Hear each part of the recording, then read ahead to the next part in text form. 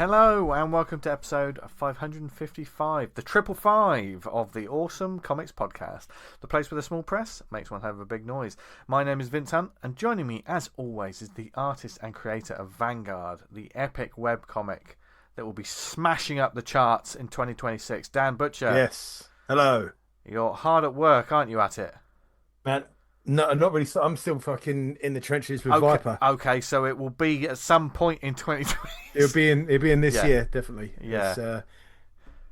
I'm really hard February, working right, on loads of Viper. time. Yeah, you got bloody, it's only the beginning of the year, Dan. And I mean, we know the amount of comics content you put out is astonishing, and the amount of astonishing content that we see on a daily basis from Tony Esmond that he shows us on the WhatsApps that beggars belief. Tony, how do you bend that far? Tony Esmond. I've been bending over backwards for you for years. So pull your finger out. Oh dear. Welcome to the show, everyone. We're here to talk comics, and we've got some great discussion to talk about this week. Bit comic shop talk. It's completely in a way. Yeah. New side of comics that I'd never heard about or anything. Do you know what I mean? That kind of flipping and you're about here, listener. Yeah. Don't have to listen to my half-assed fucking rambling about it. Before we get stuck into that, and of course there'll be some great recommendations and shout-outs and probably a bit of nonsense towards the end of the show. Here's my question to you, chaps. Saucy comics. Right. What's the deal with them? And I just want to clarify that because people already, some regular listeners probably thinking, "Oh God, here we go." But this is a genuine question because we've talked to like the Kickstarters and the crowdfunders that basically sell that side of it, don't they? They do gangbusters. They've got all these different alternate the variant covers and the nudity covers, and Kickstarter's awash with stuff like that, isn't it? Yeah. And I just there was a book, I'm not going to name it, but I saw one on Global Comics. It was clearly one of the. It was based on like not a grim fairy tale, but there was a folkloric sort of. They're basically taken an existing story and made this. Werewolves banging. No, it wasn't werewolves. Think more English magic and folklore. That's all I'll say. Okay.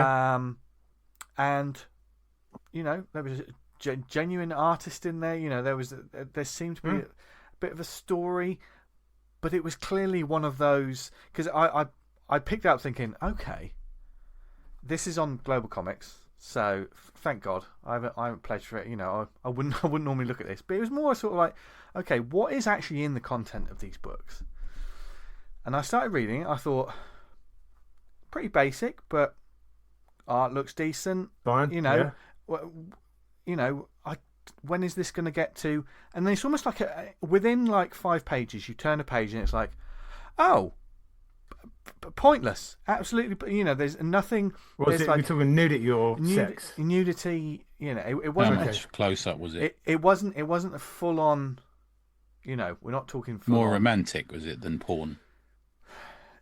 Erotic. Yes, that's sort of like okay. pretty basic titillation. There was lots of. I'm against it. Absolute nudity, but it didn't service anything. No, I know you mean. Do you know what I mean? Though? There was that sort of like I thought, right, okay, who's this for? Because I always see it as like one man's meat is another's poison. For me, one man's doesn't really. Meat? Yeah. All right. Whatever. Some people will like that kind of stuff, and then others won't. I just can't. Doesn't really do anything for me. It's not. But yeah, but there's a big market for these and they seem to be a similar sort of thing, don't they? Like how many Little Red Riding Hoods have we had, or how many sort of classic tales, or maybe it's they take usually like some sort of existing, like a free IP, like a classical IP, isn't it? Or there's just like someone who is then a vampire hunter or a werewolf hunter or something like that. That's a common cliche. Yeah. But then I just wonder, it's like I can't imagine what the creation of these books is like, because they also don't feel like we thankfully read so many comics where you can see how much someone cares about the story they're they're telling, and the craft of the comics. But things like this, I'm just thinking, people really I'd care? imagine quite a lot of it are made cynically. And I think that's what which is fine, but maybe some people genuinely like the art of it. I don't know. There's that distillery book. What's it called? Is it Groupies or something like that? And it's meant to be like this sort of erotic exercise. Is that the Tula Lote? Yeah, and I looked at it. I'm like, it's not doing anything. No. And I don't know. It doesn't. That stuff doesn't really do anything for me anymore. There's a moment in not anymore ever. There's a bit in Grixly, isn't there? I know we're going to talk about Grixly in a minute, but there's a bit in Grixly where he's in a comic shop and the bloke comes in and he's talking to Nate and he says, "I just like tits." Like, so Nate gets into it a bit with him, doesn't he? About what was the was it the darkness? What was the one which it's almost like claws, like as a bra. Witchblade. That's what I'm thinking of. He starts talking to him about Witchblade and stuff, and I'm like, okay. Yeah, I mean, it is a draw for a lot of comics. I mean, let's face it, we're probably more drawn to, in the same way that we're drawn to muscular men in comics, we're also drawn to very shapely women. Yeah. There's a degree of it, isn't there? Part of the course, right? I'm drawn to Jean Grey and Mary Jane. But in some of these books, though, where I will just point the gun directly at these ones that we see on Kickstarter with all these variants, like same thing, but there's a cover with all the clothes off. Do you know what I mean? That kind of thing. Yeah, I don't know, man. I just think, what's the point of it? I just don't. What's the? If people are going to pledge another couple $100, I'd turn a blind eye. I mean, hang about an MCM, hang about a New York Comic Con, hang about someone like that. You'll see these blokes. Yeah. Nearly all blokes, I guess. And they're usually there's a lot of comic artists out there who have a lot of stories of like people have asked me some weird things to draw some weird. Well, Australian Vander tells us about one, doesn't he? About the dude who keeps trying to get him to draw zebras naked or whatever it is. There is when you see artists do their rates like on social media, they will say like, "Yo, no furry, no this, no that." Yeah. Because obviously they get. Once you start getting a name for that, people will keep coming to you for like, can you do this, can you do that? But and from what I've heard, people get really fucking depressed and keep drawing it. Yeah, but there's also like there is that side of comics like erotic comics or titillating comics and stuff like that. There's creators out there who are genuinely doing it. Companies and like they're trying to tell genuine stories as well. And some of those that sort of risque stuff is part and parcel of it. And that's fine, but then it's just these cynical, like, oh, it's a fantasy story, and then for 2 pages, someone's just naked and having a fight completely naked or something like that. I'm just thinking, what? It's context, isn't it? It's always about context. The thing.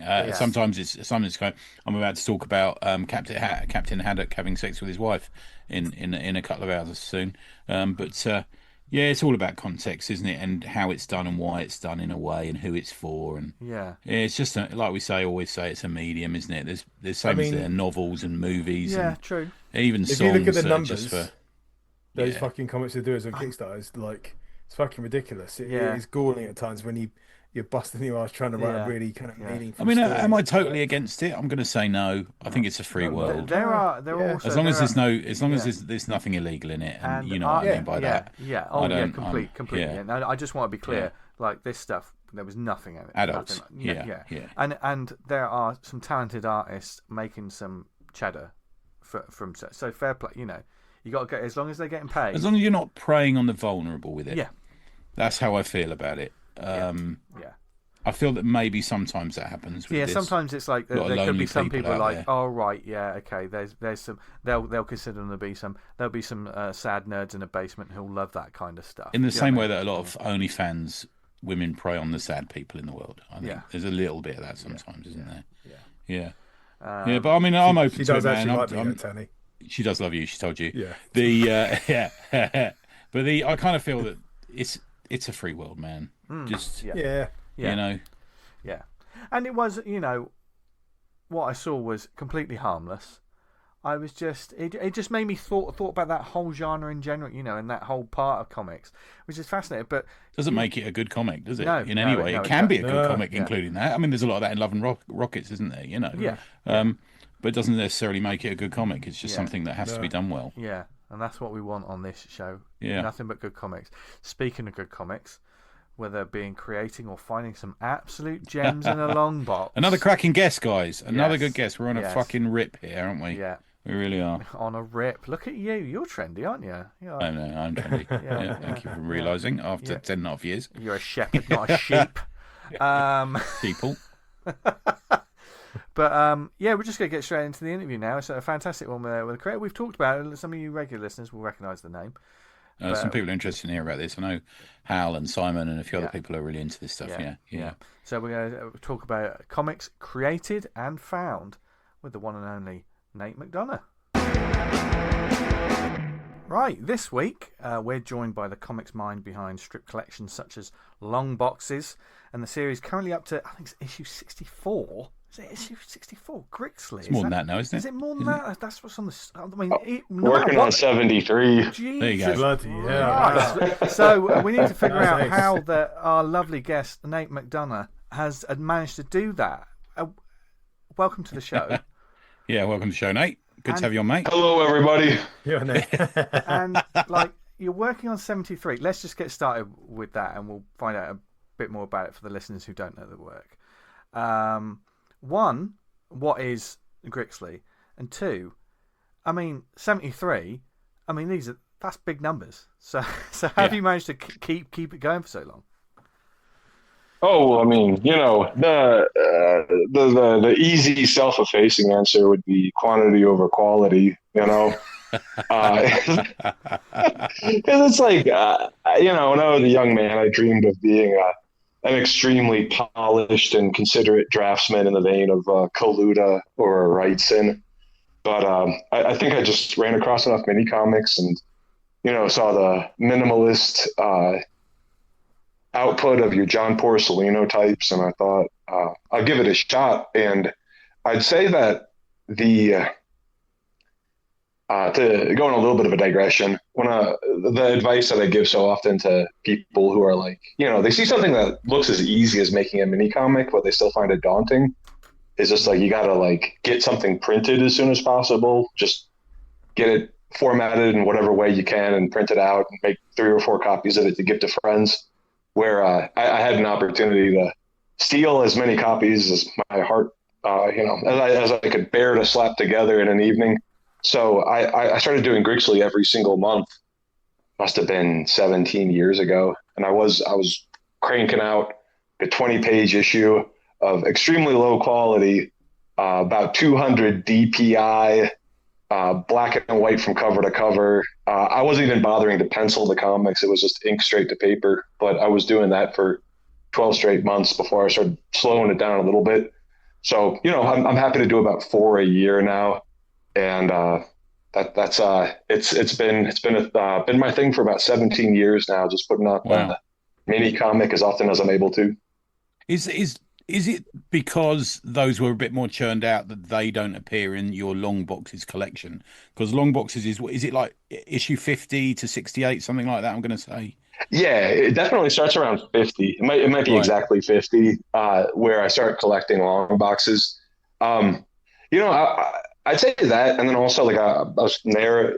I was all over the place where I had the ambition of a young man where it's like one issue will be a sci-fi epic and the next one will be some weepy, I'm a young man in the city and my heart is broken autobio piece. And then the next one will be a collection of gag strips. And then the one after that will be a total different swerve into a different genre or a tedious formalistic experiment. But I kind of have narrowed it down.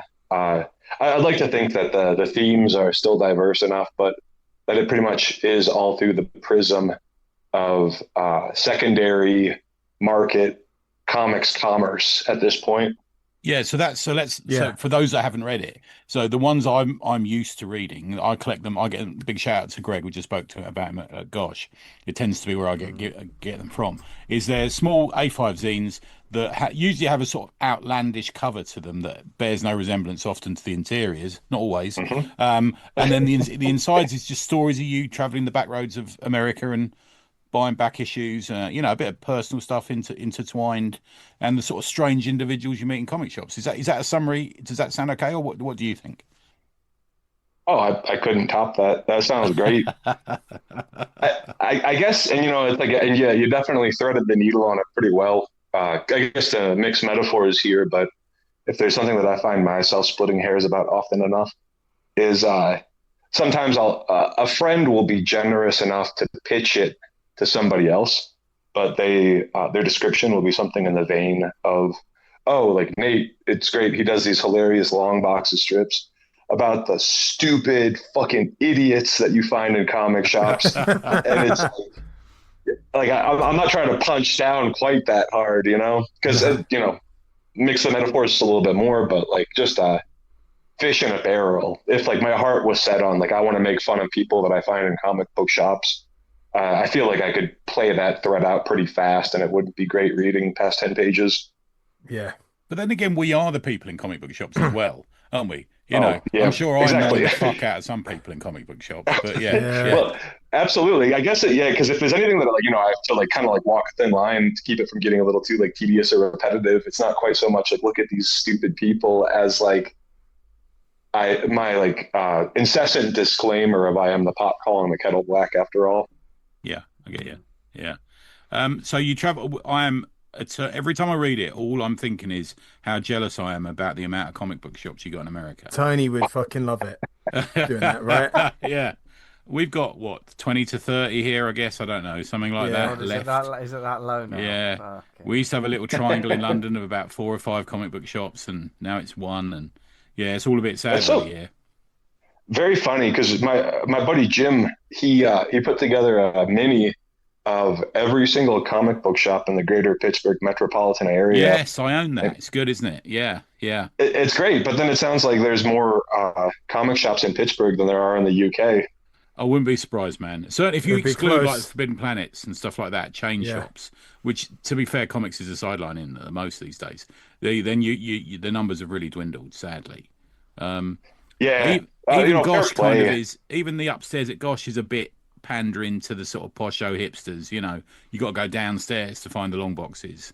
A bit there. But that's kind of funny. It kind of goes without saying, but if and when I ever make it over you guys' way, Gosh would be my first destination. Yeah, quite right too. But I idly dream, of course, as like anybody who's like in comics for life is going to think about what would my hypothetical shop look like. Yeah. And there would be that like well-lit men, women, and children, tidy, focus on different collector demos. That's upstairs, and then there's like a dusty cupboard door that you squeeze through and go down into the basement. And there's the long boxes among the cobwebs. Not absolutely dissimilar from Gosh. That there's a bit more of a civilized staircase with prints you can buy on the walls. But yeah, a little bit like that. Yeah, we do have the odd comic shop. We have like Strange Apparitions is a favourite of ours. The guy comes on occasionally, Alex, and that's in what we call a garden centre. So where mum and pups and granddads and grandmas go and buy, potted plants and fucking paving and stuff like that. in the middle of it, in the middle of the country. He's got a little retail outlet. Yeah, it's this big comic shop with loads of fucking backish. It's like heaven. So if you take your missus, she can go and, I don't know, look at an owl or something, and you can go in the comic shop. It's great. Yeah, it's really good. Yeah, we do have that's ideal. That's way easier to triangulate than the usual drop her off at the mall and then drive 25 minutes across a city I've never been in before to go to the one comic shop I could find. Well, that is one of the beauties of reading your comics, is watching you discover these, because sometimes you go on a road trip, don't you? You go to find multiple comic shops that are just sort of singular back issue holes in the walls almost, are they? Or oh, it's the best. Yeah, especially when like you're like especially when it's like, several hundred miles between one major city and another, and you can find a comic shop roughly halfway between them. It's almost a foregone conclusion that it's going to be a good one. Yeah. Any highlights of that you want to talk a little bit about? Oh man, I'd say the best one I ever came across was in Columbia, Missouri. And those like Marvel Treasury editions? Yeah. Love them. He had a heap of them, just like, as a for example, just like a heap of them sitting out. And, those things are usually annihilated because they're so big. They're so like unwieldy and of an unconventional dimension. But like anytime I find them, they're barely intact. Not that these were like, I wasn't looking for like pristine or like perfect right angle corners or anything like that, but just like really good looking for being 55 years old. And so this guy, he like pretty standard, straight down the middle, cantankerous shop owner who seemed like he was barely tolerating my presence, and I had to solicit for the price of any given thing in there, and sometimes it was comically too much, sometimes it was shockingly little, but to find a shop in between St. Louis and Kansas City where I asked him what the treasuries were, and he said $4 or $5. And I bring up the Muhammad Ali versus Superman, and he flips it back and forth. That one's $4, and it's the Spider-Man versus Superman with the Ross Andrew art. He flips it back and forth. That one's $5. So, I wish that was every day, but it's kind of like a 1 in 100 type thing. Some of those go for big money over here, especially the 2001. Yeah, that goes for a few quid over here now. Yeah, 2001 is the best because it's like it's on top of being like the only the only one that pops into my head. Well, no, never mind. It's a kind of all original material. Kirby, of course, is so well suited. I remember I even lifted the colors from the 2001 Treasury specifically for a comic I did a few years ago. Just sampled them off of the page, but that's one I like having around. I feel like that's one that it's like I'll have a friend with taste, who like isn't quite doesn't have their boots so completely stuck in the Marvel and DC tar pit, but like 2001 Treasury edition will come across their radar and they'll inquire about it. I got 5 copies on my bookcase. I'd love to send you one. Oh, cool. That's an early kayfabe effect book, isn't it? I always think of that one. That sounds about right. Yeah, absolutely. Because it's like I lived in Pittsburgh for long enough that like I feel like my memory of like what I saw on kayfabe and what I talked to Ed and Jim about in person is mixed up to the point where I can't remember what's canon and what's just like personal encounter. Just what they've talked about. Yeah, we have. I'm off to Vegas in about a month, and I was obviously because unfortunately I'm going with the wife, but I was having a look around some of the comic shops there, and there's one there that I just read the Google reviews on it, and it looks like a fucking crazy place. Like falling down, made of wood kind of shack. And in it, the first Google review says, "Do not speak to this man; he will argue with you." That's what the first thing says. Brilliant. I posted. What are you supposed to do? Yeah. Well, I guess I almost get it. Where there's a shop in Pittsburgh where every time I go in there, I seem to get off completely on the wrong foot with the owner. Oh, is that the one that you've recently posted about? I think I've recently posted. I did recently post, but it's like to the point where like she could say something and I could say, I agree. And then follow that with something that I think is building the premise in like a fully like cooperative, friendly, like positive way. And then of course I'm just going to get like a furrowed brow and a scowl and like complete consternation over what I've just said. But then, as you read a week and a half ago, the last time I was there, I would just go, yes, nod my head. Yeah, that worked perfectly. Yeah. She liked me so much that she like took me down to like she cracked open the private stock and gave me the discount. Awesome. Good. Excellent. Yeah. I was reading about those New Mutant issues you had where they were kind of like been chomped on by, was it mice? Yeah. And then they'd been shitting in the bags. Terrible. It bugged me too, because it's like it was the worst of both worlds, this collection that I picked up from this guy. The sweetest man, who was recommended to me by Sean, the guy who does Athenaeum original comics art, was a good enough dude to point me toward his friend who was selling his collection of like 80s and 90s superhero stuff. And it was great because it was like, a lot of common stuff, but it was not especially picked over in the way that a collection is when I like a stranger, encounters me or is referred to me, and anything worth more than $10 is long gone. So it was a very pleasant surprise, and I had to go a little bit out of my way, and the guy was nice enough to receive me at 10 p.m. at night, even though he'd never met me before in his life, and his home was in quite a remote area. Anyways, what you mentioned the mice.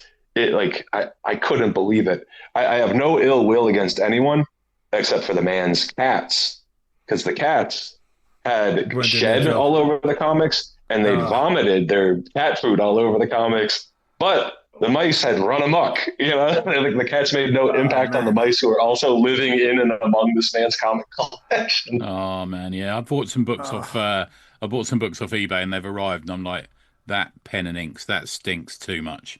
I'm gonna have to leave that somewhere just for about a year before it stops smelling. Yeah. Oh man, I've never really had that with something stinks of smoke. I think a lot of once or smokers. twice. Yeah, that's a problem, isn't it? Oh. Yeah. And like I realized like what an absolute like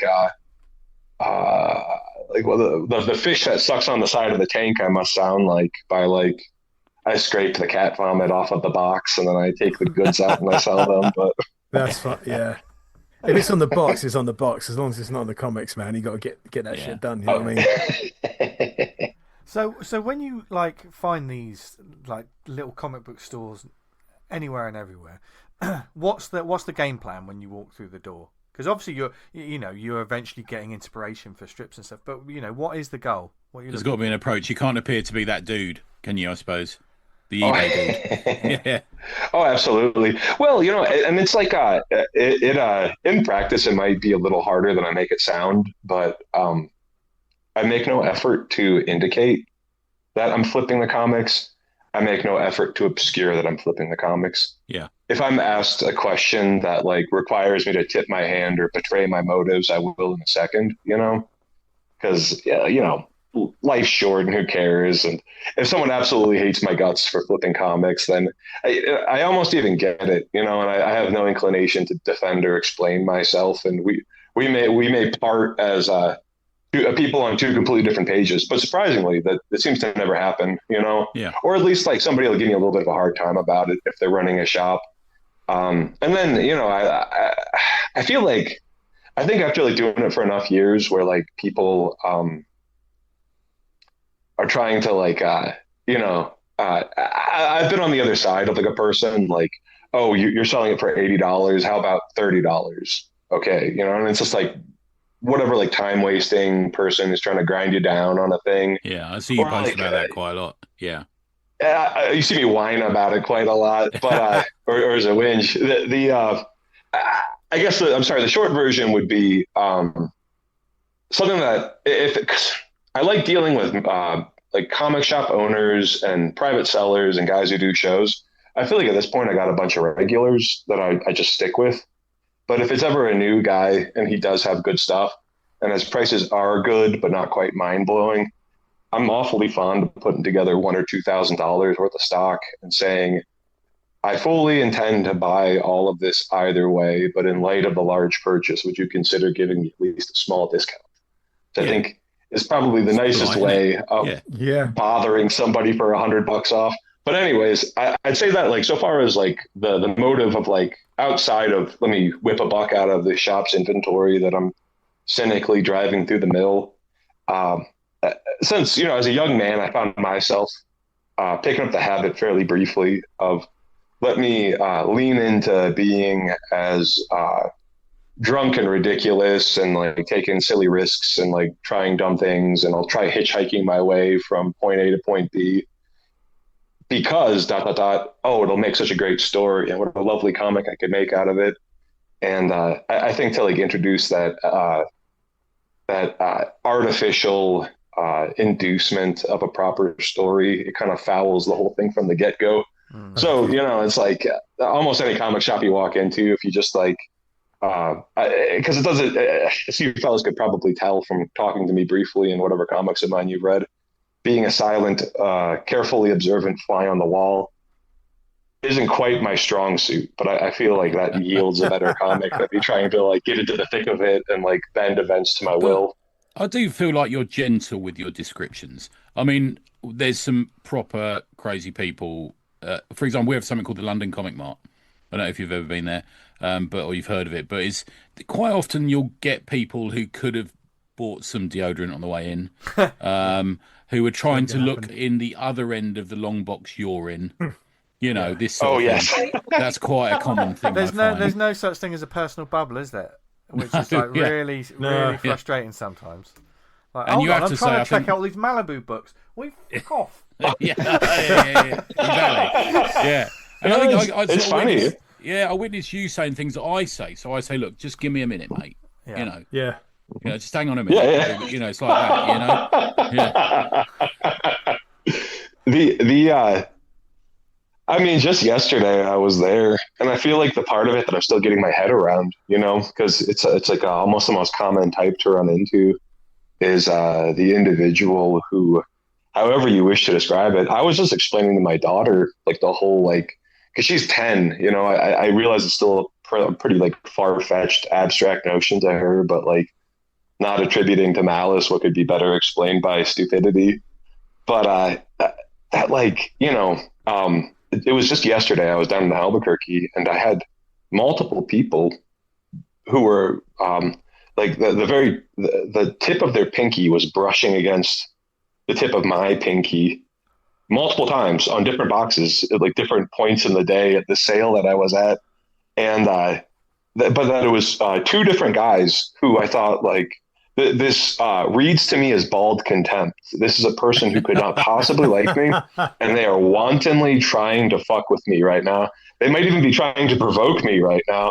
And then it's like 1 minute later, they attempt to make some sort of friendly overture, be it like a joke or like an observant of like or a recommendation or something. But I'm so taken aback each time where like I feel like they see me as gobsmacked as anyone does when I'm so like fully convinced in my head that they're a person who's trying to completely derail my day, and then that it's like that somehow they did not notice at all that they were like rubbing themselves against my very frame as they were doing whatever they were doing.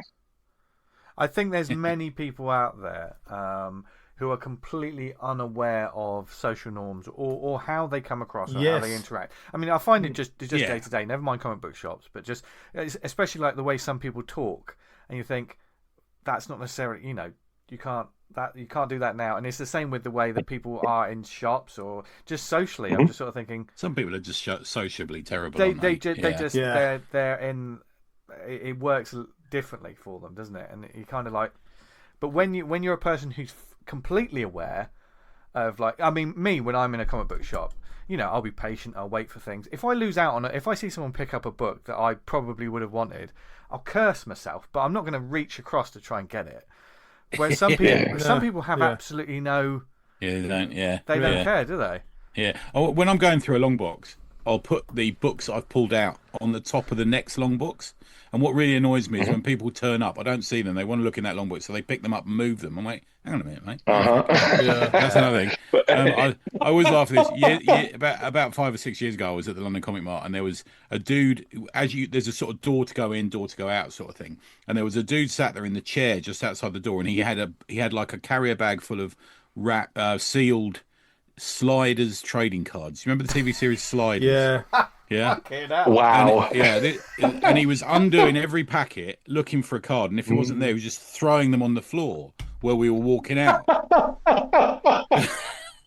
Wow, Tony, they could have been some gold there. You should have picked them up. Who loves Sliders that much? Well, he wanted Pokemon, One Piece, Sliders. The great. Wow. Man, Sliders, I feel like that's an especially because it's like if I saw somebody doing that with Magic the Gathering cards, I think how embarrassing for him, but surely this is happening in at least several other shops on Earth. Sliders sounds utterly unprecedented. There was a Sliders one-off I read years ago that was who's the main dude who used to be in Sliders? He did Piranha. Jerry O'Connell, is that his name? That's it. Like that? Yeah, and he did what if we landed in a world where drugs was fine?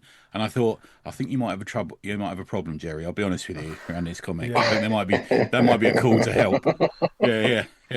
Is there anything in particular that you found goes down well? So I know you're traveling the country, going through long boxes, putting it all in Grixly, telling us all about it. But are there any comics that you genuinely think, oh, this is a nice little find? I know this will sell.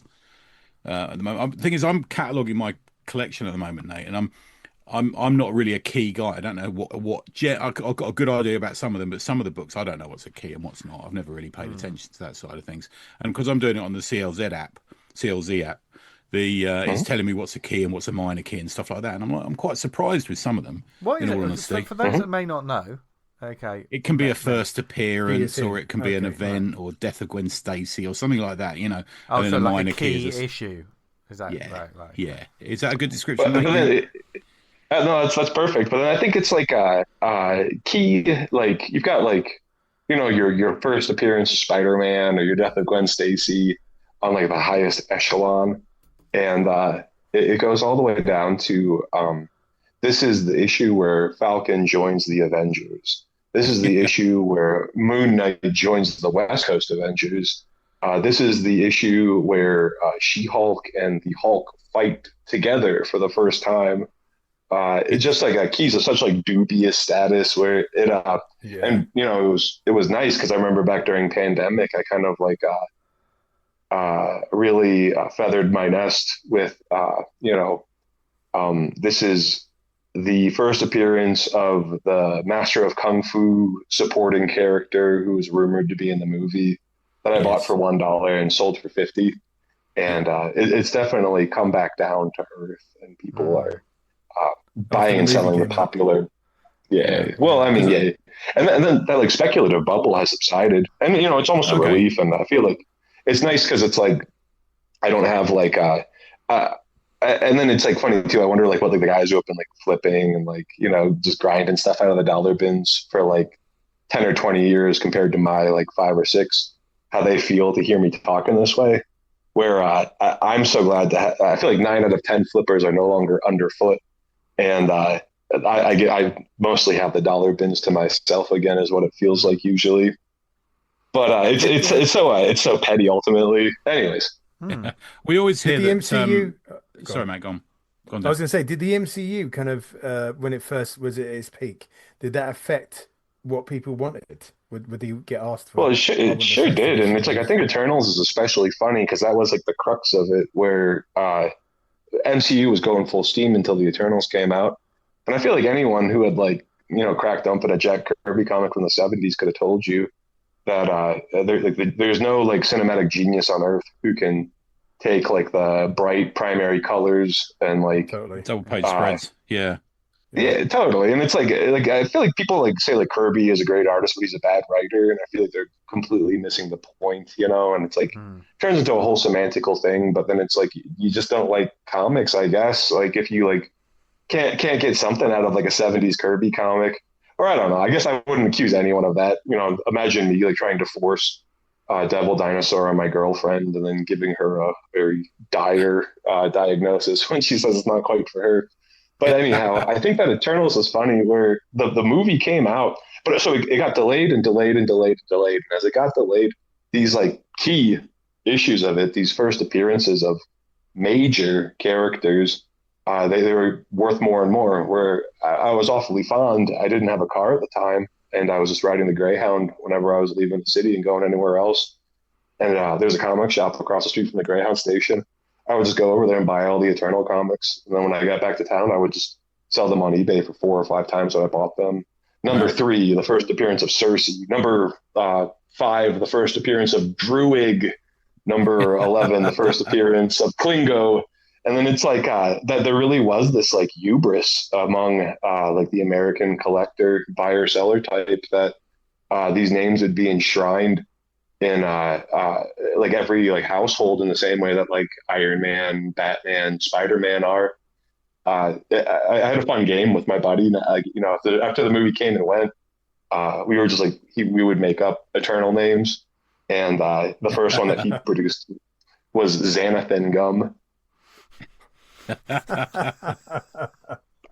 So that was kind of like the bubble burst literally after Eternals. Everyone was like, fuck this. Like, and it was like, it's in a comic I'm working on right now. The one I got on the desk is, it's like, I don't know. It's like it's a whole can of worms, but there's this guy who opened up a comic shop 30 miles south of me. And I'm in southwestern Colorado, it's like 3.5, 4 hours away from the nearest comic shop for a very long time. But this guy opens a shop. It's mostly sports cards and Pokemon cards, but he's got like 2 short boxes of comics in among everything else, and he's got a few of the more valuable ones up on the wall. And it was kind of funny where he had some like mid 50s Marvel horror comics with like the Ditko and Kirby monsters in them. Right. Decent condition up there for like 40, 50, $60 each. And this is amazing. And he's got Eternals #1, the Jack Kirby 1976 first issue, up on the wall with rusty staples and a dog ear, 4.5 out of 10 on the grading scale for $180. And without like maneuvering too hard or trying to ingratiate myself, I got in good enough with this guy over the course of a couple of weeks that he was asking me what I thought about the value or the prices, the stickers he had on his wall books. And, like that one's too much, that one's too little, that one's just right. But that I was telling him that I'd found 3 copies of the Eternals #1 in a dollar bin in the last few months, and so I was like, with great, like, taking great liberties. It's just like I brought my own price stickers to like fix up his inventory. He'd asked me to like revise for him, and I over $180. I put $25, and that was the one out of everything else that gave him some pause, because that was the one that he had paid $180 for in 2020. And that, it's just like, I think that it's like among like these guys who do what I do, or people who I sell to, I think there are so many copies of the first issues of the Eternals out there that like 5-6 years down the road, they're still very gradually acquiescing to it being worth less than they paid for it. And when I try to extrapolate what that means about like the secondary comics market in general, or like what like how much a thing is actually worth, and so on and so forth. Like I said, a can of worms. It's kind of a dire situation. And you feel bad for a guy, right? Yeah. A lot of these key books are ephemeral, though, aren't they? They'll be big news for even a couple of months. I kind of feel that a little bit about some of the current absolute craziness that's going on at the moment. Oh yeah, for sure. And then there seems like there's like some sort of like balance you have to strike between like it won't be, it's like careful not to put too much of your money in it if you don't have that much otherwise in the bank, and just like sounding like a miserable guy who like can't stand like new things, because I can't stand new things, but I don't want to be miserable about it. My eyes glaze over the second I try out anything I feel like almost anything that's come from the major publishers in the last 10 or 15 years. I get you, man. No, that's apparently what a lot of people are thinking, I think, at the moment as well. Yeah. Have you had any big finds? It was some big finds that you've had, and I know you talk about specific issue numbers in Grixly. Has any that you kept out of Grixly for a reason? Oh man. Well, yeah. I feel like it's like a I'm ripping off grandmas left and right. Nobody thinks that. Pre-code horror. I had to go full inside baseball. I had 2 big finds recently where I picked up, it was Action Comics number 39, I think. Just like and I'd never like even held a Superman comic even remotely that old.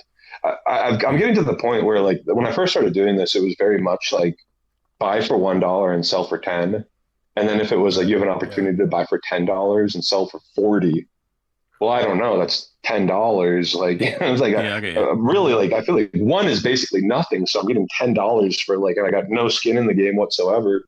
But I recently bought a Superman comic for $900 and then sold it for $1,300, which was a great thrill, and I mean possibly the most like valuable comic I've had like go through my modest guest bedroom operation in the whole time I've been doing this. But speaking of buying collections from friendly old people, there's a nice guy named Shannon that I ran into down in New Mexico, who had like a Moon Knight centric collection. And there was a Werewolf by Night number 32 in there in pretty nice condition. And, my friend who's been like doing comics retail since the 70s, Bill Boychelle, aka Copacetic Comics. Oh yeah. He had he's like, oh, I never see Werewolf by Night number 32. Congratulations. But I'm getting my head around it where because I am so accustomed to dealing with like the absolute lowest end of the low end.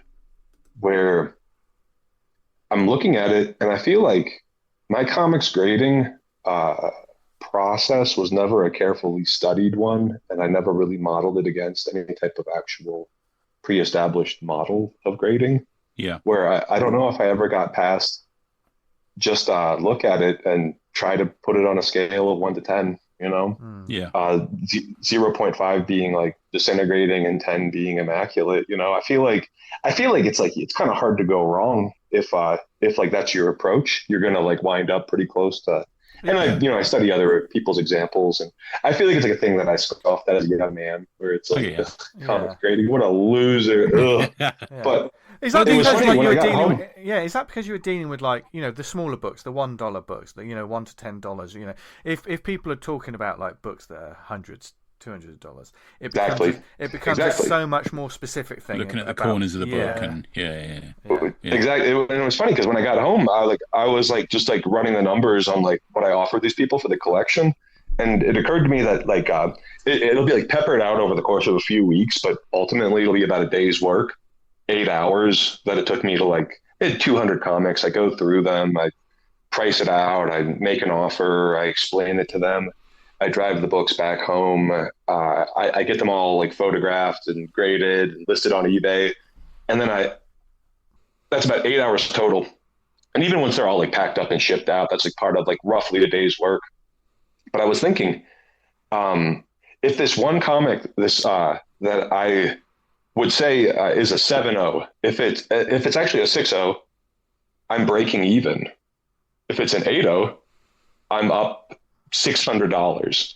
If it's a 7.0, I'm giving about $300 for a day's work, which I'm satisfied with, of course. But it kind of hit me like a ton of bricks, like maybe it's not that big a thing, but that sometimes, yeah.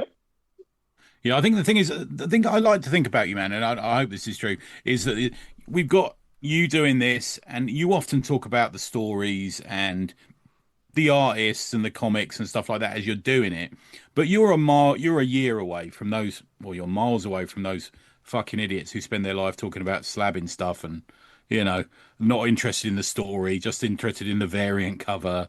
And the YouTube seemingly is full of those people. From what I read of you, I feel like there's a love for the medium as well, rather than the sales stuff, which is coupled with the fact you're drawing them as well. I don't want to protest too much, and it's like it's funny too, because like my buddy, his son, John, he comes to the comic shops with us when we're down in Albuquerque, and he was wearing like a Werewolf by Night T-shirt, and I saw it and I was like, whoa, that's nice. It looks like Don Perlin art. And then we go to the comic shop, and then 5 more dorks stop John to go, young man, you realize that's Don Perlin art. It's like, how tedious is my love for the medium to like the kids, or like love people Don who Perlin, are like, I love Don Perlin, his defender stuff. I love it. Yeah. Absolutely. And I guess it's like it was funny recently too, where like my friend, he was going to send me some comics he did, and he asked me like, have you read any of these? And I said no. And he told me like, please don't be bashful about it. Just say no if the answer is no. Because like I'd never really thought too carefully about it. I feel like until the last like year or two, but like what ends up in my reading pile is I feel like I make pretty tight friends with people who, and in my vanity, maybe I'm being ingenuous, but that who make comics that are very much like my own. Without any great deliberateness, I gravitate toward them. And we swap stuff at shows, or pen pals, and send each other new stuff when we're done with it in the mail. Or so there's that, and then very different from that are like comics I'm finding in the dollar bin, and then very different from that, it's just like actual proper literary material, novels, and nonfiction work, and that I get for Christmas, from friends and family, and then it's just a brew of that in my reading pile, and that I feel like. It's almost like, it's like I don't feel like I'm stuck in a rut, but that it's just like, I feel like I'm never actually going out there and looking for a new thing. Between those 3 categories, I'm growing less limber in my old age, less curious. Well, it's interesting because beyond Grixly, you and I have both been in American Nature. So you write a column for them, don't you? for the Santos sisters. How did that come about? You must know those guys. Oh, they're the greatest. They are, absolutely. I mean, sweet guys, and like just I think too though that it's like you're kind enough to praise fellas are kind enough to praise me for my productivity, where I see my work as like a low fidelity, kind of like economic, perfunctory at times even, where I just like convey the crucial details and like get in like a rudimentary of like concise cartooning, and then like you're on to the next page. But that those Santos sisters boys, Mark and Greg and the gang, it's like they I feel like they're really like putting their like blood, sweat, and tears into those things, and that they're like not only are they so productive on that one series, but on top of it, they're making this amazing publication so slick, and I feel like it's like comics are hard. Because your quality comics podcasts, present company excluded, I think there's like a handful, or like, present company included. There's a handful that I feel like I'm into. And I feel like so far as like print comic publications go, like they come and they go, it's like, I feel really lucky to be part of something like that. They just got in touch with me and it's amazing too, because they really do work so hard on it. I bet you've got like the similar experience where the fine bore copy editing is very flattering, where like you can tell they're really going through everything with a fine tooth comb. Yeah, and not especially like an for 3, didn't they?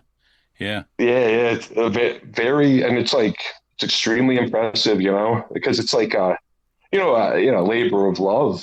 It seems like, but anyhow, I think it's what's called doing. I think it's what's called being a proper editor, Nate. I think is what they're doing there. Unlike some other comic companies that could do with that, actually fucking a line edit on it. Yeah. It is. I've been thinking recently about how like how much an editor takes on their back is kind of obscure, and then how much like the editor plays the villain in like the mythology of American comics when it comes to like major publisher superhero stuff. I had like a gag about it in a recent Grixly, where it's like and like Jim Shooter, I admire him, and there's so much I like about him. And me, him, and Paul Gulacy were all from Pittsburgh, and I like, but that it's like, you don't have Spider-Man fighting the jellyfish in this issue, have him fight the warthog instead, like these like life or death, like how could it possibly even matter, like, but I guess one more thing about American Nature is I did put Mark and Greg in an issue of Grixly where I had the pleasure of digging these amazing dollar bins in Chicago with them one day that they recommended. So, that was the last time I got to hang out with those guys. I feel like when I think of them, I just imagine them like, we got breakfast, we went and dug comics all day. And I imagine them just notes to the grindstone, getting pages done without pause for the several years since then, Yeah. Just absolutely amazing dudes. We've had them on here. They're great. And I think I met them first at Heroes. I did a Heroes one year or a couple of times and hung out with them there. Yeah, they were a great company. That's funny. You've been to Heroes twice and I still haven't been to Heroes. I'm really slacking here. I'm doing Baltimore late this year. You're not doing Baltimore, are you? That's the other one I really want to do. So we'll see if it's in the cards. Good man. Good. And then obviously, Adam Falp as well. So you've given us a page for Dirty Basement, which we from Tribute Press, which is very kind of you, man. Yeah. Yeah, good stuff. Oh, it was entirely my pleasure, of course. Adam's great, and I got to run into him in Denver. Ah, cool. Oh, nice one. Yeah, he does a little bit of a tour every so often in the States. Yeah, he's got a great Kickstarter out. I'll be mentioning it later. Yeah. Coming up in these shouts. Hello, Adam. Adam's the man. Because I guess it was just like, it was funny for me that like, it was one of those cross country things where like I drove 2,500 miles out east and I drove 2,500 miles back home. And then I have dinner with an Englishman once I'm back in my state. Yeah, he's a good guy. Yeah, cool. No, excellent. So how did Long Boxes come about then? Which is, for those who don't know, it's the collection of Grixly. Was it 18 issues? How did that come about, man? Well, so, I was working a job. I was managing a clinic, and it was wearing me out. And, I was like, just like the 60, 70 hour weeks. Nothing's changed except for the actual work, I suppose. But I was getting worn down on a job, and who can't relate to that? But I put in my notice, and from some distance, I made the mistake of putting in 3 or 4 months of notice, and then once it was finally up, it was February of 2020. It was like I was literally like, I'll figure it out in the by and by. About a half a week before like lockdown pandemic, before it was like completely like COVID was like the nucleus of reality for the next 18 months, where at first it seemed like what horrible timing on my part. Like, what am I going to pivot to next now that it seems like up is down and black is white?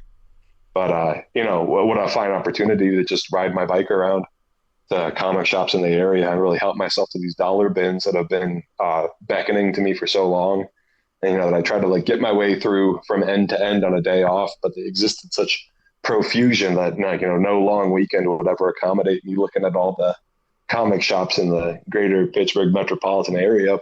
But then there I was, I got to, and I feel like I have a sense of like the very like, I don't mean to be histrionic here, or I don't mean to sound like I'm complaining either, but I feel like when I started like the long boxes ritual of like go to a shop the second it opens and stay there until they're literally kicking me out, and just do that every single day, I think I was really coming up against the limits of like whatever youthful vigor remained in me, where it was like bike 10 miles and then go all day without food or break or, like pause for breath, and then bike 10 miles home with as many comics as you can jam into your backpack.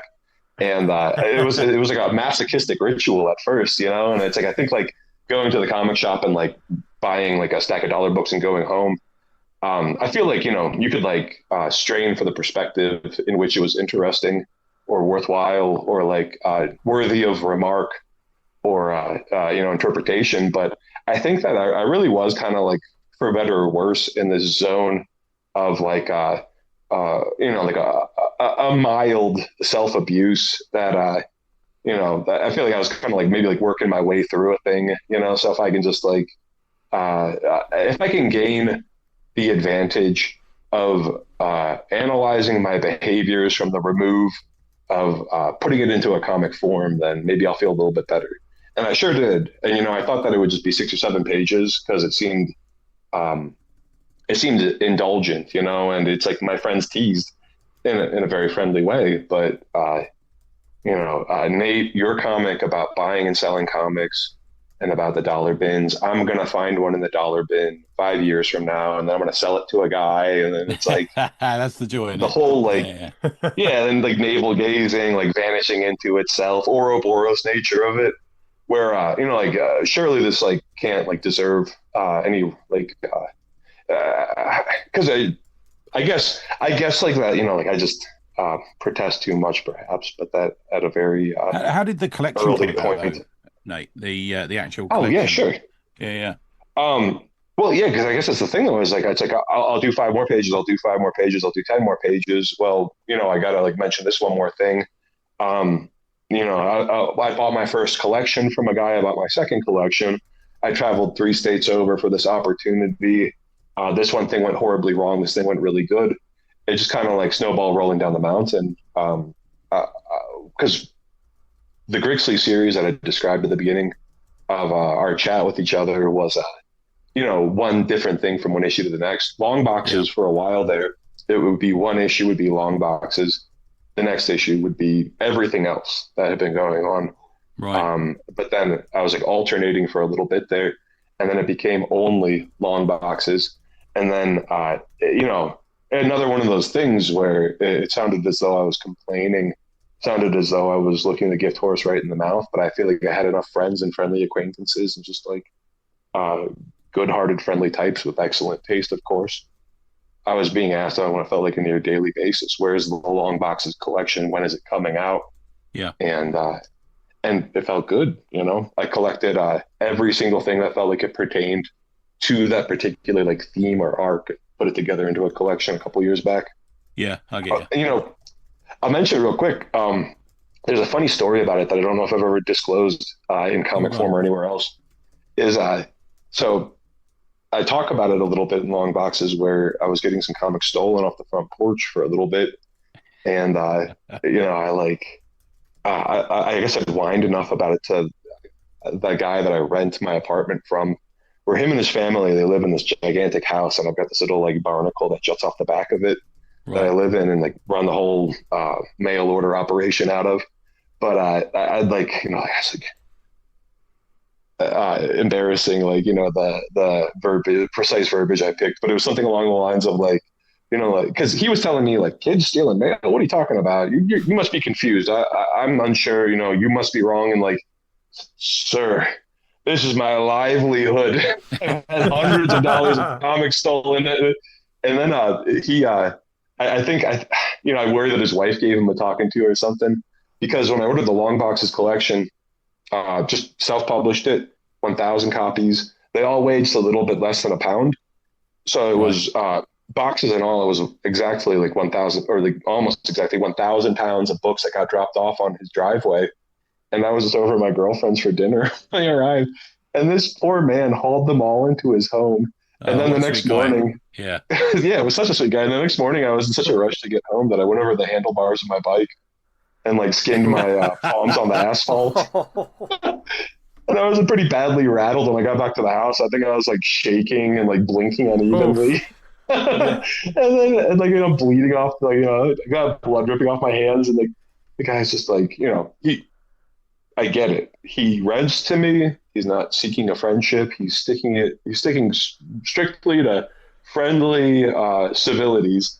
Just, Nate, I've got your books in my house. And then me and him were just running in and out of his living room, getting 1,000 pounds of books from his house to my house. So that's the story of the first volume. Yeah, I've had that when I worked for Nobro. I used to have that pallets land at the front of your house, and you think, oh fucking hell, Fuck. Yeah. Pallets in the garden. Oh, yeah. I know you're feeling, man. Yeah. Most of the time they offload it before they tell you that they're doing it. Yeah. You know what I mean? Yeah. Yeah. And there's only like a little path outside the front of my house. It just blocks the path. Yeah. It's the way it is. Yeah. Does me nothing. I know what you mean, man. Acrobatics to get the door unlocked. Yeah. Oh, yeah. But yeah, it's hard to get the collection now. I did have a look to see if we could put some links to it in the show notes, and it's a bit like hen's teeth now to get that collection. Is it? Oh man, is it? Yeah. I'll take a look at my shop and I'll make sure that I'll send you fellas a link. Yeah. Okay. Cool. Yeah. And you know what? I did just pack up a box of comics I'm sending to Greg. It's got at least 8 copies of it in there. So far as UK readers go, there's a decent sized heap en route. Yeah, I do love finding them. There's they go quickly. They're always on the bottom shelf for the new indie press section, and they always go very quickly. But you've been using some other artists for covers as well, haven't you? Is that right? Oh yeah, and I like I love it. It might it's like serendipitous, through no great like planning on my own part. I didn't think I'd be pivoting to other artists for covers, but that a friend will just draw me digging through a long box. How could I resist? The double cover thing with that was lovely, man. Really nice. Yeah. Oh yeah, that's my buddy John in Albuquerque. And then one of the newer issues that's going to be en route, the Gosh Comics shipment going out on Monday afternoon, is my buddy Colin in Ohio. He said that he tried to draw like a Rick Veitch, Steve Bissetian Swamp Thing piece, because me and him were digging in this filthy garage that was all just like centipedes and spider webs and like mold and dust. That he drew like like we're buddies, but it's like a very gruesome image of me like bedecked in like the grime and filth, like going through the long boxes. But so that's one of the newer covers. And then my buddy Victor Cairo, I feel like a haha 69, that's what she said, LOL type humor is not usually quite my thing, but I did have a buddy who said you should have Victor Cairo do the cover for number 69, since he's such like a horny, nasty, perverse, like freaky type in his art, and an absolute like precious sweetheart. This the kindest, loveliest man in person. But and like I certainly don't want to do anything to dispel the mystique of Victor Cairo, but he lives in like a small apartment in an extremely remote part of Iowa, and he has like this like charmingly I, I don't want to sound mean. He like the guy walks around with like $2 in his pocket, and it seems very like happy in a way, where like he's got like one pair of pants and like two t-shirts and like is like barely eking by, but in this way that like I'm like nostalgic for, even though he is my senior. But I like but it was like, oh, like to pay a friend for art, like the like a cover rate that I think is fair. My God, just imagine how long that would go in Dyersville, Iowa, compared to like Los Angeles or London. Like I gotta pay Victor to do a cover. Like it's like it'll hold him over for years. Yeah, you can't walk down the street in London for that price, unfortunately, these days. Yeah.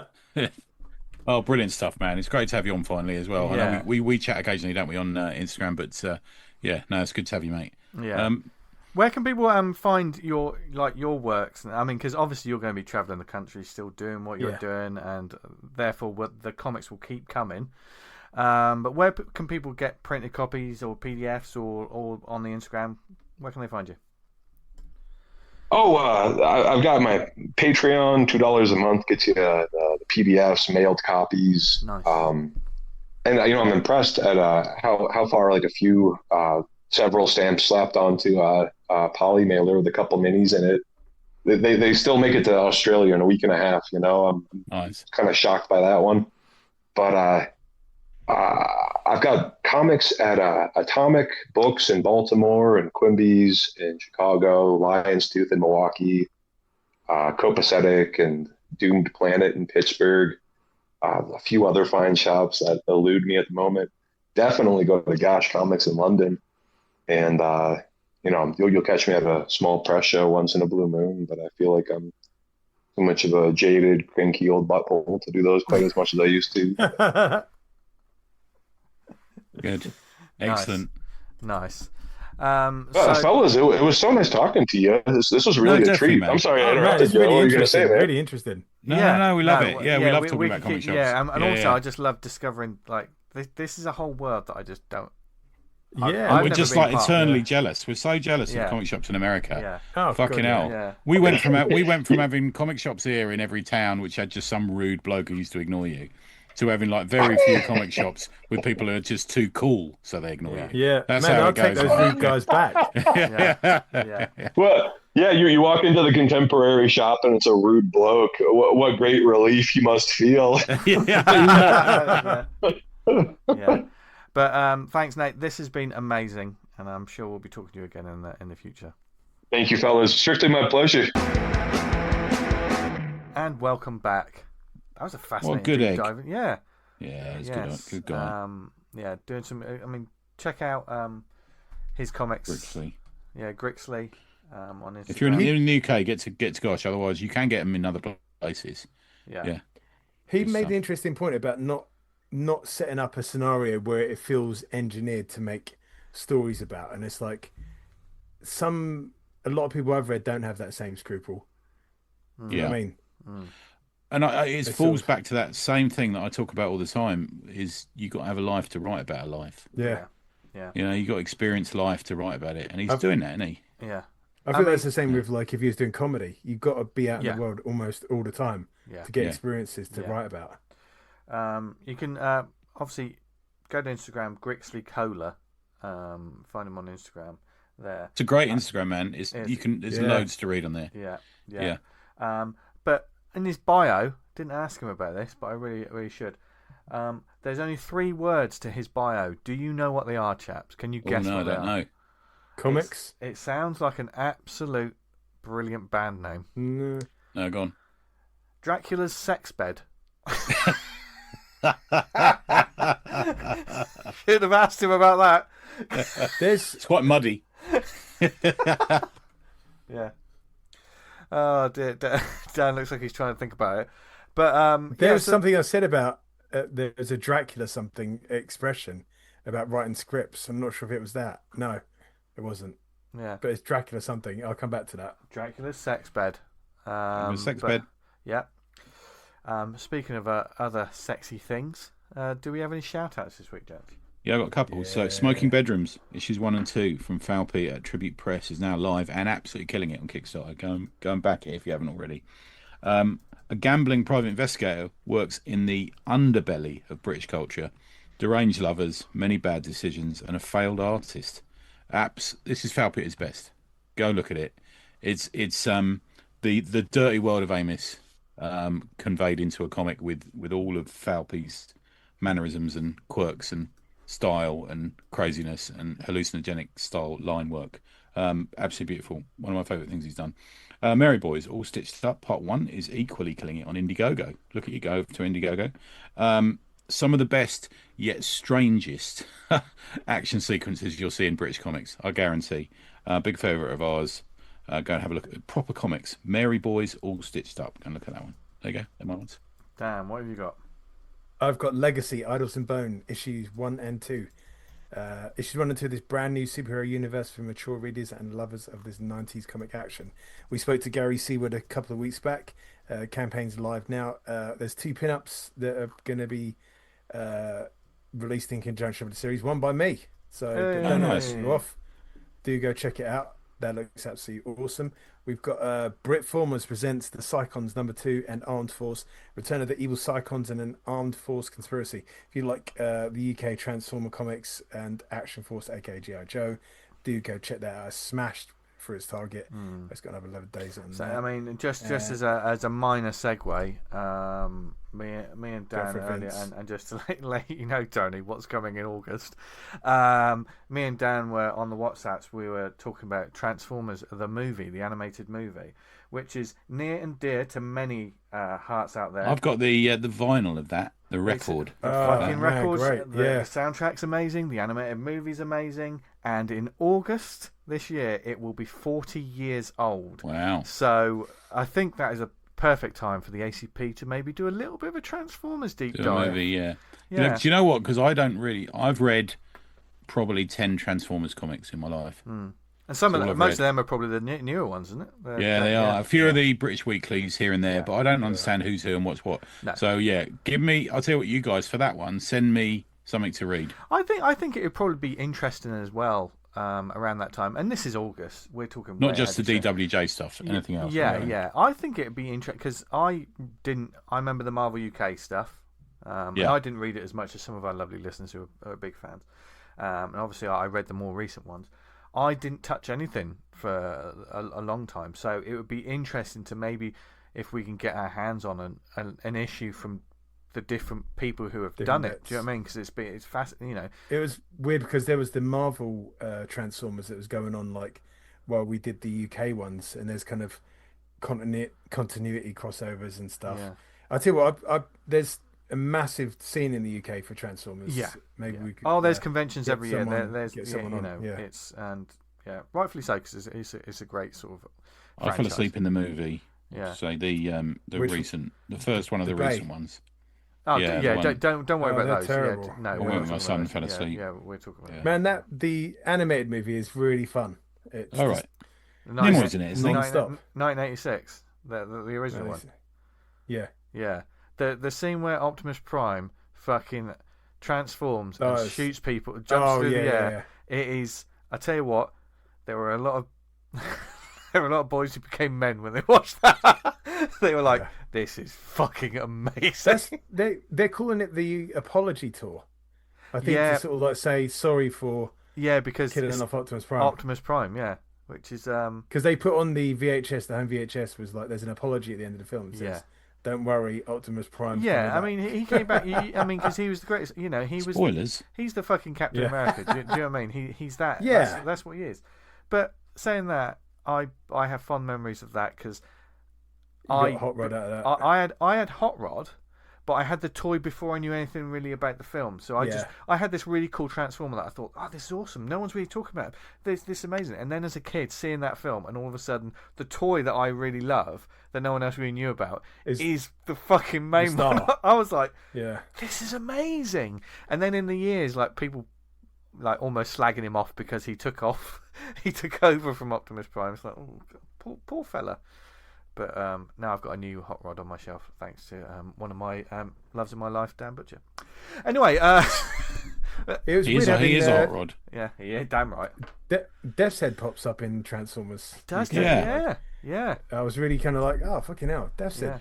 Does that make Death's Head, Death's Head, Transformers, Doctor Who, and Marvel all in the same continuity then, doesn't it? Because doesn't he pop up in all of those? He does. Yeah.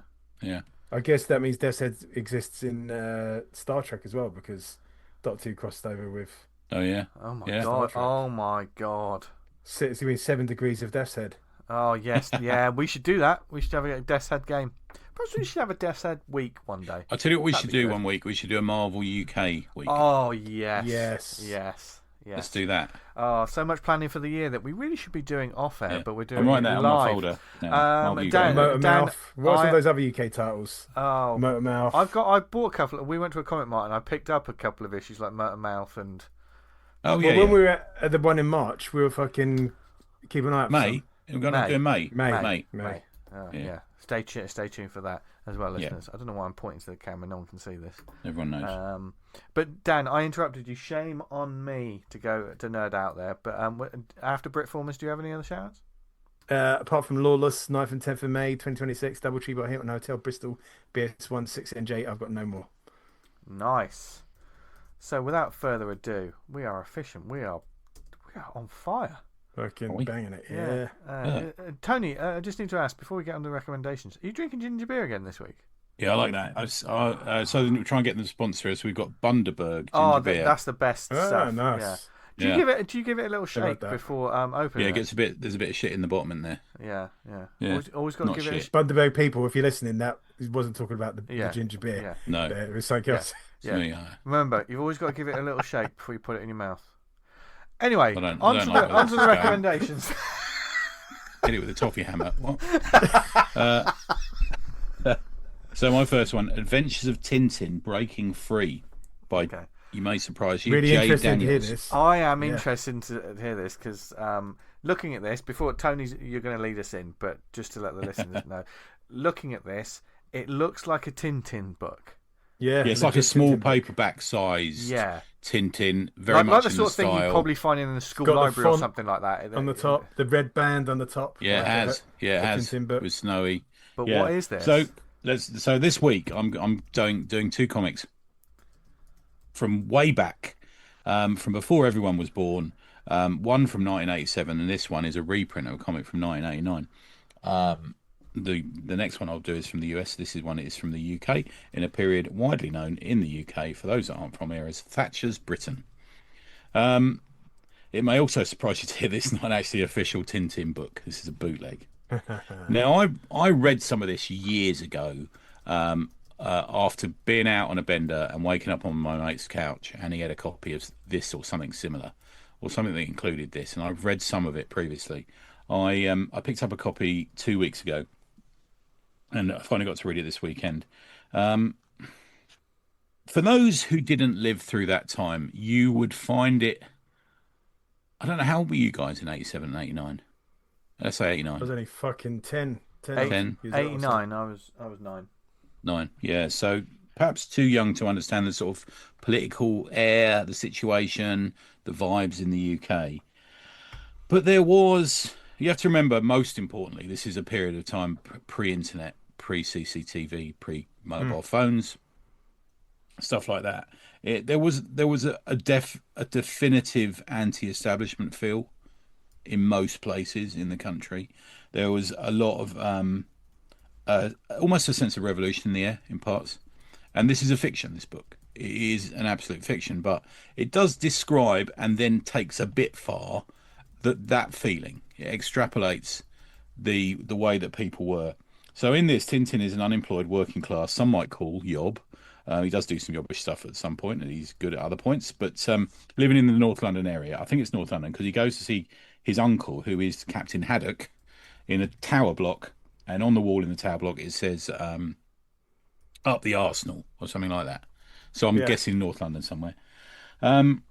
He goes to borrow some money from him, because his gyro's been stopped. So it's classic that period. You know, it's like Boys from the Black Stuff, all that sort of period of time. And it turns out the captain's neighbours are squatters, or a squatter, and you find out she's actually all right. She's quite a nice kid. She's just trying to find somewhere to live. So just in the start of this book, it moves into something else slightly later. You see, now this is a good thing about this book. I'll say this probably a couple of times, but there's a nuance to the people in this book. If everyone on one side is good and everyone on the other side is bad, politics that it just totally enters our eyeballs and through our eardrums constantly, is not how this book addresses everything in this. There's people are both good-willed and bad. They do bad actions, and there's some people who will argue with them and they'll try and speak to them. And there's a lot of discussion. So they're angry at their situations. They have nuance. They genuinely have these nuanced arguments. They there's at one point where the Tintin character makes somewhat of a bad decision because he refuses to get served in a posh wine bar that's gentrifying his area. There's something else we hear today, don't we? And he goes in and refuses to get served lager or beer, so kind of then gets asked to leave and sort of smashes the place up, proper smashes the place up. And you think, I'm probably on your side there, Tintin, about not getting served and then being gentrifying, but perhaps smashing up the window and smashing up the whole place weren't right. There's a good bit where they're going to the football and there's a bloke there and he's selling like a racist newspaper, and they actually have a fucking conversation with him. And there's a real mirroring with modern. There's a bit of today and bit of yesterday going on in this book, really, because it sort of mirrors the narratives that the far right guy tries to push are absolutely the ones we're seeing at the moment. Okay. And they do the right thing. They give him a kick up the arse and tell him to fuck off, and he does. But this is a period that comes before what are widely called the poll tax riots. So for those that don't understand, this new tax was brought in. There was a great upswell of feeling against it. There was a number of riots or demonstrations that turned violent. Really kicked off, didn't it? At town halls, and then there was a massive one that turned uptown in Leicester Square, in Trafalgar Square and Piccadilly and all around there. That went wrong, that people actually demonstrating correctly against, as is their right to demonstrate, and then became a violent thing, and there was some looting and stuff that went on as well. And this is the time people don't appreciate. This is the time before Blair, before Britpop, before Lads Mags, before all that sort of change, when there was this sort of almost like a bit of a unified, let's feel better about the country that was in itself, in a way, a bit of a lie. And we lived these real times. We didn't get our politics brainwashed into our heads by what was said on the internet. The conversations took place in pubs. People actually debated. People actually met up and talked about things and organised and helped people and that sort of thing. There is a real interesting section in this about a discussion about identity through sexuality, which is interesting. I think if you put that in a comic these days, someone might have a go at you. Yeah. There's Tintin works really well. He works as this sort of visual icon who we kind of identify with as a good person, don't we? So we're kind of everyman good guy, right? Yeah. So we're kind of led down this road, seeing him perhaps in a slightly, not in a different light. That's the wrong thing to say. Maybe in a sort of realistic light, I guess. Taken out of it. The art's great, actually. It's very clean line. It's very like it. It's absolutely brilliantly readable.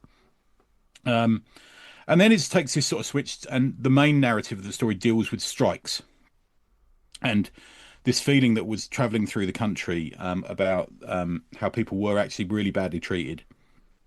For example, it starts on a building site and it swings around, and the voices, the organisers, the good people, the people who are into the violence, people who turned up. We had honestly, it's almost like a historical document where you could learn about what a flying picket is, for example, and you can see how they're organising and how they're raising money for different families. And some people who came in, they're clearly there just to come and cause trouble. And then you get to the end, and it kind of escalates beyond the reality as I saw it, certainly growing up in that time or living in that time. And it almost becomes like a bit of a fantasy. Not a fantasy, that's the wrong thing to say. An extrapolation of what they think could have happened. And maybe a dream of what could happen, I guess. And like I say, after all, it's another work of fiction, and you do get to see Captain Haddock in bed with his missus, and a bit of sauciness in silhouette going on. It's pretty cool. Always dreamed of seeing that. Excellent. Yeah. The things that have changed, it brought home to me. I mean, I lived through that in a number of different ways. People might not know about, but I lived through a lot of that, and I saw a lot of it. And there was a genuine goodwill, and people believed what they believed, and people read a lot, and people just didn't suddenly believe things because they read them they saw them on a reel, and it does address that. It's really interesting as a historical document, and it's a really fun and well made good read. I'd recommend it. There's a couple of essays in the back.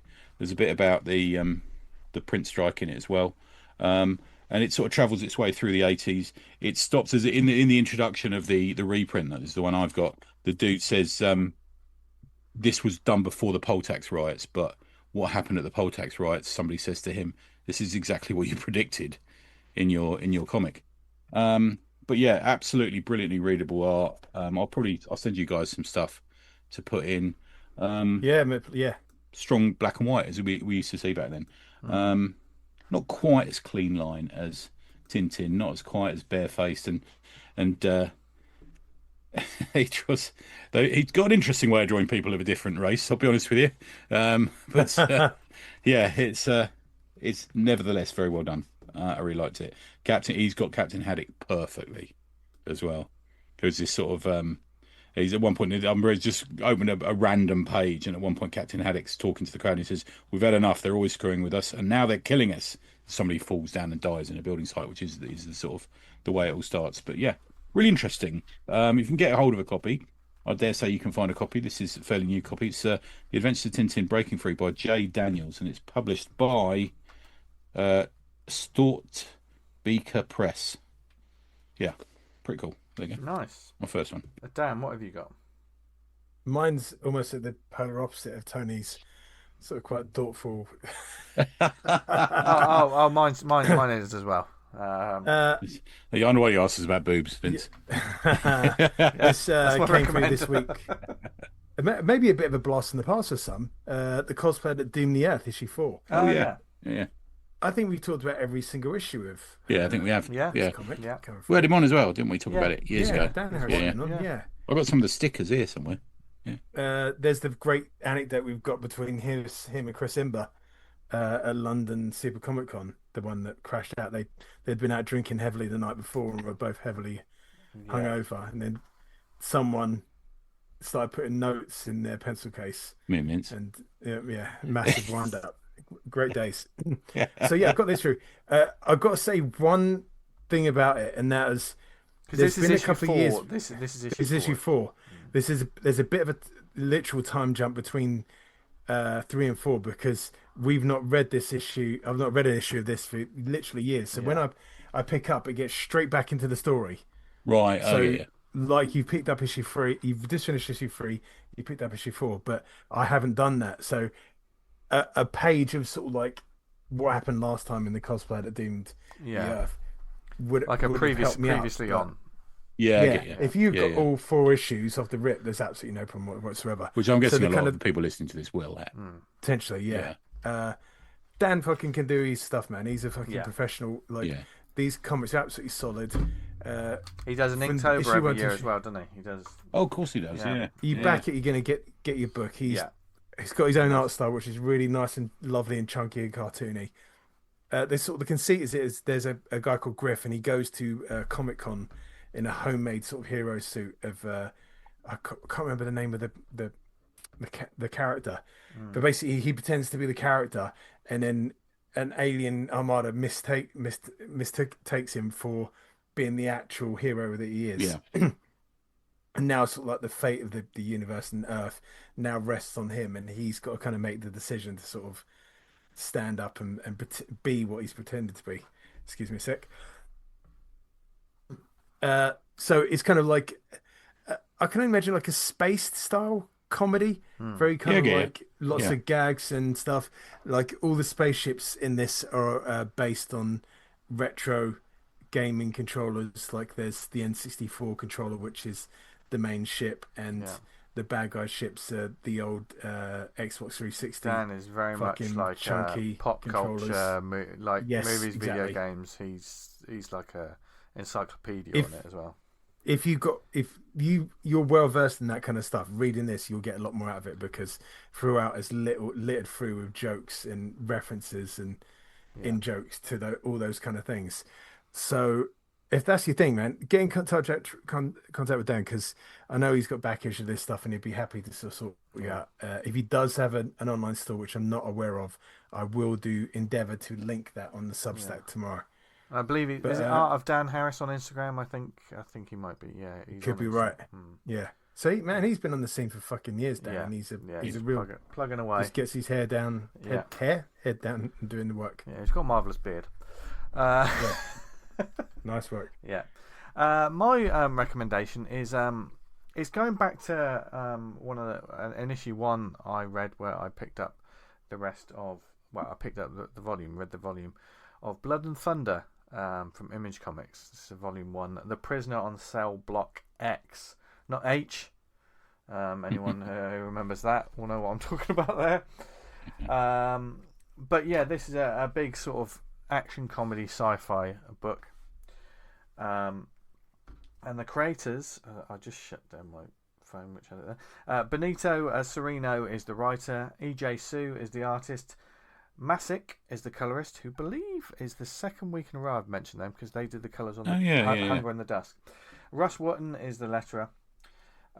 This, of course, is a Skybound book. It was very much pushed by Kirkman et al. And the synopsis is, the galaxy's most dangerous alien criminal has escaped prison, and he's looking for revenge against humanity. Now the space police have called renowned bounty hunter Akeldama Bledsoe and her infuriatingly pacifist sentient gun Thunder to help them find their target by any means necessary. There's more to the synopsis, but that's what you need to know. When you say something like that, it sounds like a synopsis for like a cool 80s sci-fi science fiction show, doesn't it?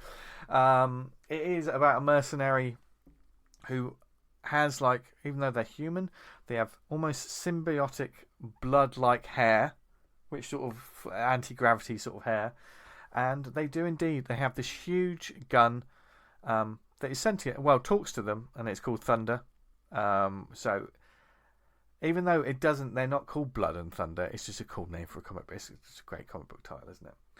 And this, reading the first volume was more of the same. You get exactly what you pay for. If you see this on the shelves, definitely pick it up. It'll be a quick read, but that doesn't mean that it doesn't have content in there. The first issue. It does a great setup of the characters, but then from issue 2, we're kind of, by the end of the first issue, the alien prisoner escapes, and from then on, it's the chase, which goes in some directions that you don't expect. The action's fantastic in this. I will say, Sue, who I believe did a comic called Tech Jacket. Any of you read that? I've heard of Tech Jacket. That's from the Image universe. Yeah.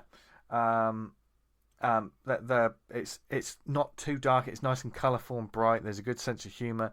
There's when I say I can recognise some characters' faces in reference wise, it is very much cartooning.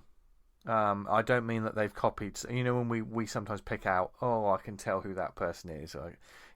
I can almost see who the initial reference for the artist was. Like they and I could be completely wrong. There's a sort of the head of the police he's got like a scar on his face, but he very much looks like a cross between Al from Die Hard, but more like who's the black guy from The Office, the American Office?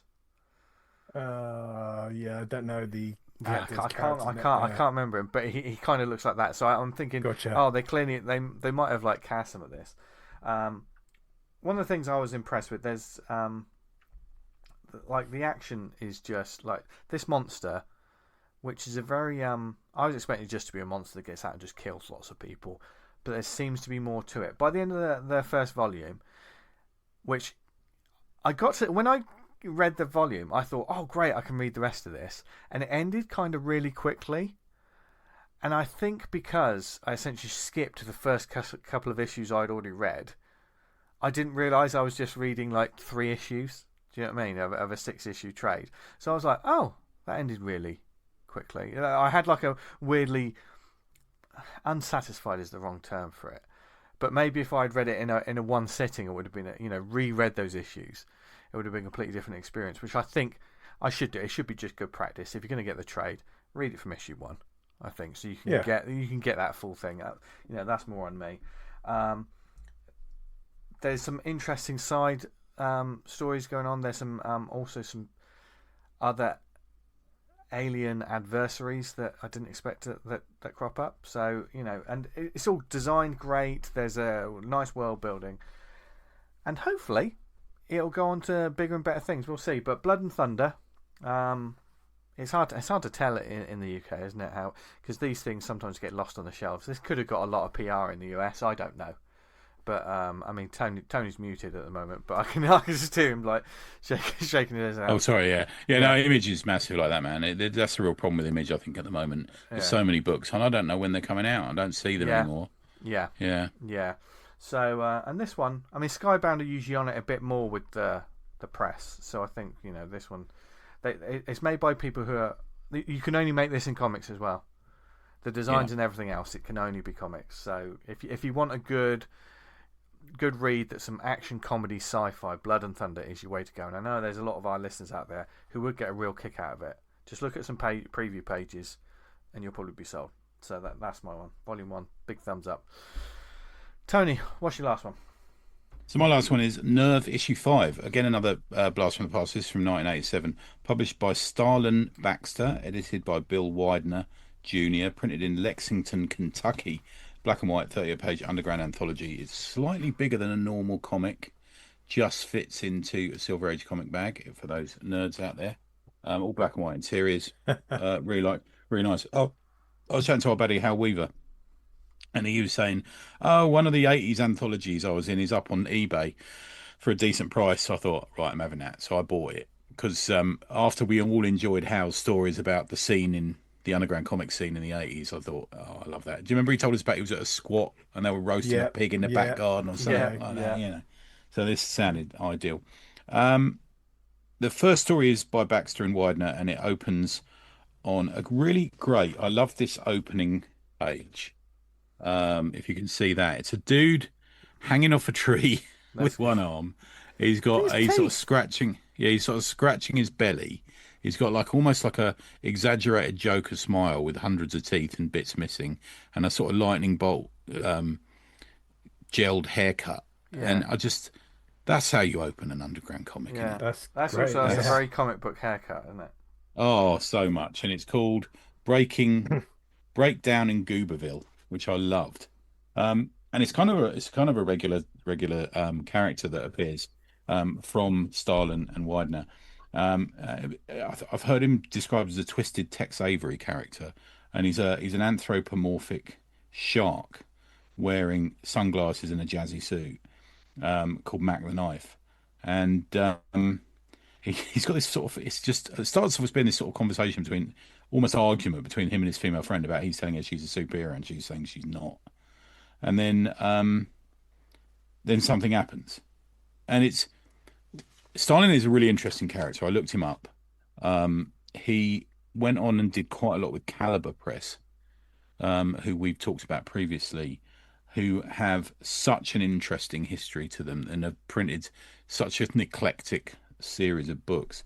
I found a blog that's partly about Stalin, and turns out he had sort of vague comic success, had a few things printed, did a sort of historical comic, and then he sadly drifted out of contact with this guy who's writing the blog. And then if you look at the replies, the replies to this blog is the dude's ex-wife saying, look, wow, we're not married anymore, but he died. He had a real problem with drugs and all this sort of thing. And it was just one of those things you jump on and you think, I'll do a bit of research for the podcast on this one. You think that's actually quite a sad story. The dude was quite talented. This is really interesting. Obviously the story I bought it for is Padded Cell Blues, which is a one-pager by Hal. Absolutely loved it. It's a really you can tell it's Hal still, can't you, from seeing some of his stuff there. Yeah. And it's a one pager, as I say, about a man trapped in a cell, but it's a man trapped in a cell of his mind as well, and very insightful. A lot communicated in 7 or 8 panels. Really well done. Stupid, Stoopid, is a character by Starlin Baxter as well. And at last, banality is in my grasp, he says. And it satirises a lot of things, unfortunately one of them being drugs, and even comics. And I think he's a sort of ongoing character, a bit like Mac the Knife, that he was printed later as well. But I'm glad I got this again. I'm going to try and find the other ones. I think there's about 8 of them, Nerve. But it's a real snapshot at the time. It's got that feeling that we got a lot in here from, at the time, I think really by people like Eddie Campbell and all these Knockabout Press and Hunt Emerson and Brian Talbot and all these people who are making comics over here, Nasty Tales and stuff like that. And it's got a little bit of the feel of that. And it's a lovely copy that I got as well. Look, if you're talking about the quality of back issues and stuff, the corners, lovely colour, the corners all nice. Yeah, so really interesting. Nerve. It was $1.50 in the US, $2.25 in Canada at the time. There you go. That's my second one. Wow. Thank you, guys. Thank you for allowing me to do some old comics. Well, that's right. No, man, that's great. I've never seen this stuff. Yeah, old comics for some are always new comics for someone else. So, and I'll tell you what, man, there's always stuff I'm learning about in comics these days. No matter how many hours we talk about comics every week. And like, for instance, the recommendation section of this show is never always, here's the new releases. So you're not interested in hot new things. No. That's not what we're interested in. It's just like, right, people ploughing away making a comic. We're on your side. Yeah. And speaking of ploughing away, you ploughed your way through this episode, and thank you very much for... No, I was about to... Tony did a little face, and I almost went off the deep end again. I cannot be allowed to do such things. Vince is just here for the zip line. You know... You've seen it too. But we hope you enjoyed this week's episode. Another fun deep dive into the world of comics that we all love so much, and we know you love it because you're listening to this show. So if there's anything you want us to talk about in future episodes, or perhaps processes or avenues, perhaps you've got a comic that you're working on that you want us to check out, or perhaps you're a comic book store, no matter where you are in the world, and you want us to shout you out, please do get in touch. We will do loads of shout-outs, and we'll do everything weekly for our lovely listeners. There's several different ways you can get in touch with us. You can email us awesomecomicspod@gmail.com. Follow us on social media at awesomecomicspod on Instagram, at the Awesome Pod on X. And I mean, you're listening now, so you know where you heard us, but we don't. Yeah. So perhaps it was on the Podbean app, or awesomecomics.podbean.com, or perhaps it was on Apple Podcasts, and perhaps you sort of subscribed or left a nice review, or perhaps you downloaded it illegally off the internet. Probably not, but right, it's free, isn't it? It's free, so you can't download Nobody it. Fucking cares. Yeah. This is completely free. We're also on Spotify, Amazon, Stitcher, Podnose, Podknife. What other networks are we on, Tony? We're in the network thumbing in a softie. I swear, over the fucking 550 episodes, that one's already been said. I would. And if you don't know what that means, ask your parents. Like trying to push dough into a coin slot. But also, if you want to join the ever-growing, wonderful community of listeners, creators, and more who check out this show, then please do join our Slack community. Slack, much like Discord, etc. Get in touch with us. You can join up. There's loads of different channels. It's essentially a forum board, but instead of nonsense, it's just fantastic people talking about making comics, really discussing comics topics. There's art threads. There's if you've got something you want to check out, or you want some people to critique, there's something for everyone on there. So please do get in touch and join that Slack community. We're getting new people all the time, and it's lovely to see. And if you want to look good, as well as, obviously you've got great taste because you're listening to this, and we want you to feel good. But we've added some new designs to our merch store. If it's another way to help keep the lights on in this rickety old tower that we all live in. But yeah, if you go concrete monolith shooting up into the sky. it is. Can you get them on a mug? minds. Do they come on a mug? Do they, those designs as well? Yeah, they do. I might get a mug. I tell you what, ACP Gear. Mug. If you go to acpgearredbubble.redbubble.com, Tony, that was a real fucking mouthful. I fucked that right Thank up. you. But if you go, but if you go there, you can get some T-shirts. But you can also get the designs on a mug, perhaps I got a mouse mat. a coaster, and get this. There's even socks. No way. There's socks. Fucking, Genuinely. there's socks. There is socks. There's. No fucking way. Is that new? Is that a new thing? That's socks? a new thing, but there's fucking socks on there, man. Fuck that, I'm getting them now. Yeah. I'm going there now. There's a link on the end of the Substack post to the buy DUI4 and visit the ACP Redbubble shop. We're going to be throwing a few more designs on there in the future as well. There's a collection that we put together just of, it's not completely branded with our name either.